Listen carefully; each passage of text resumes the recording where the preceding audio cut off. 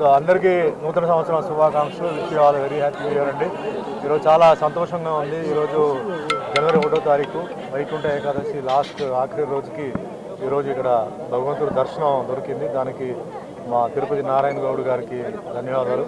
అలాగే చెన్నై నుంచి నాగభూషణం గారు ఆయన ఫ్యామిలీతో వచ్చారు. అందరికీ ధన్యవాదాలు. సో అంతా ఈ సంవత్సరం అందరికీ బాగుండాలి, అందరికీ మంచి జరగాలి, అందరికీ ఆరోగ్యం బాగుండాలి, ఆదాయం బాగుండాలి. మరి రాజకీయ నాయకులు వాళ్ళందరూ ఈరోజు చాలా మార్పులని వస్తున్నాయి.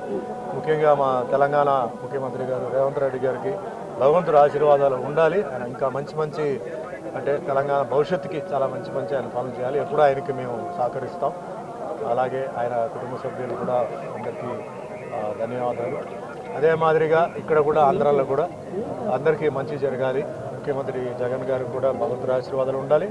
అన్నీ ముఖ్యంగా పేద ప్రజలకి బాగా జరగాలి. అందరూ సంతోషంగా ఉండాలి.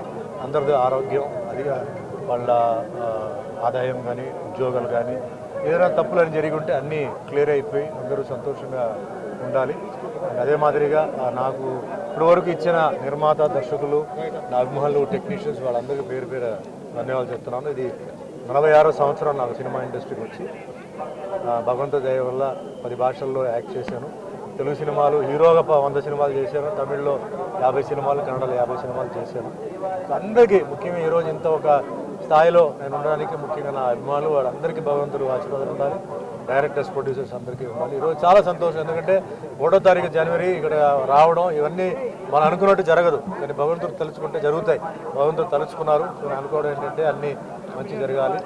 అదే మాదిరిగా ముఖ్యంగా మన రేవంత్ రెడ్డి గారికి ఒక ముఖ్యమైన విషయం ఏంటంటే మా గౌడ జాతికి ఏంటంటే ఏజెన్సీ ప్రాంతంలో ఏంటంటే చాలామంది గౌడ జాతి వాళ్ళు ఇబ్బందులు ఉన్నారు. అంటే అక్కడ ఏంటంటే కొన్ని సమస్యలు ఉన్నారు. ముఖ్యంగా తెలంగాణలో వాళ్ళకి ఎస్సీ స్టేటస్ ఇస్తే వాళ్ళు ఏంటంటే వాళ్ళ ఉద్యోగానికి వాళ్ళు చేయవచ్చు, కొన్ని ఇబ్బందులు ఉన్నాయి.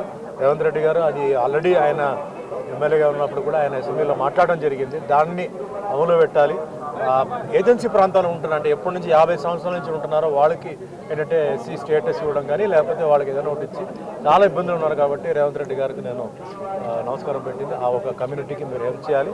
మీకు ఎటువంటి ఇబ్బంది లేకుండా, వాళ్ళకి కూడా ఇబ్బంది లేకుండా మీరు చేయాలని ఈరోజు నేను భగవంతుడి కోరుకుంటున్నాను. అదే మాదిరిగా ఆ సేవలు ఎప్పుడు ఉంటాయి. త్వరలో వచ్చి మిమ్మల్ని కలుస్తాను, సంక్రాంతి టైంలో కలుస్తాను. సో అందరూ బాగుండాలి, సంతోషంగా ఉండాలి, అందరూ మంచి ఉన్నత స్థాయికి ఎదగాలని మనస్ఫూర్తిగా కోరుకుంటున్నాను. Please subscribe .news.